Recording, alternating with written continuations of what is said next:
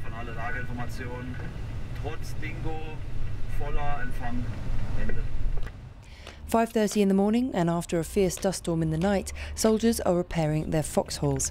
Not long before, we'd woken up to the sound of distant gunfire. Last night it was quiet, and in the morning we heard 6 or 8 shoot. It's north from us, but the wind was very loud and it was too far exactly to locate it. A patrol is sent out to take a closer look. Later on, explosions can be heard coming from nearby hills. After further investigation, Ralf spots some unusual activity. We found many holes at the mountain, and it's, as you hear it, it's exploded to put the explosive material there. It could be that locals are using explosives to make holes in the ground to store tools for places for local labourers to live temporarily. However, these hills are perfect rocket launching sites, so we've come out to have a look and talk to some of the locals. A shepherd tells Ralf the explosions are to make holes for storing tools, but Ralf later tells me he's suspicious. He doesn't believe local shepherds would stray so far from their village to graze their animals.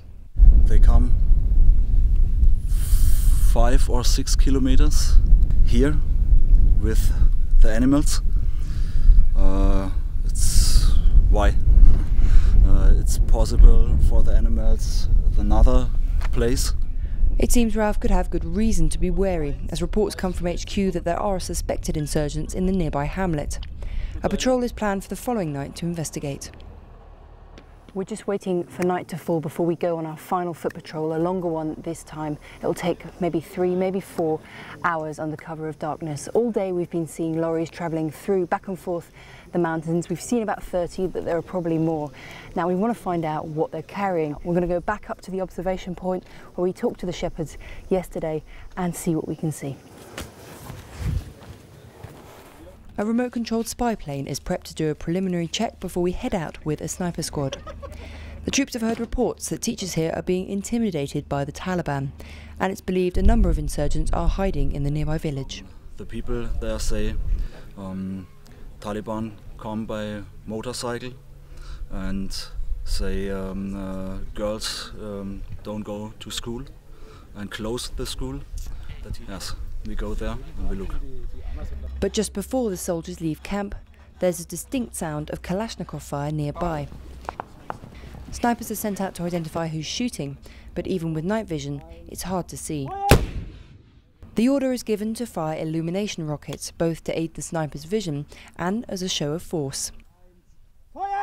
After 2 rockets go up, the soldiers begin on their foot patrol.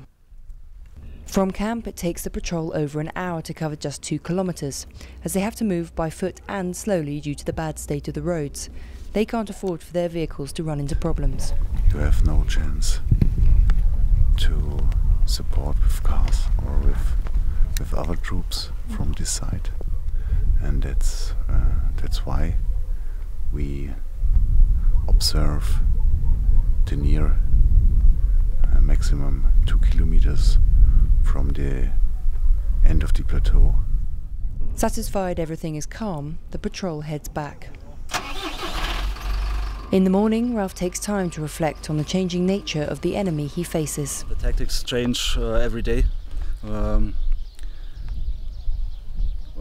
Also, the insurgents' tactic change too.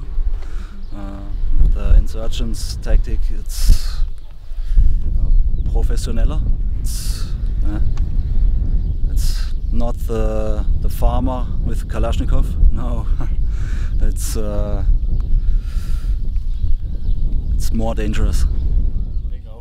The vigilance of the men of Gulf Platoon will certainly be tested again, but with their ever-increasing experience, these men are confident they'll be ready.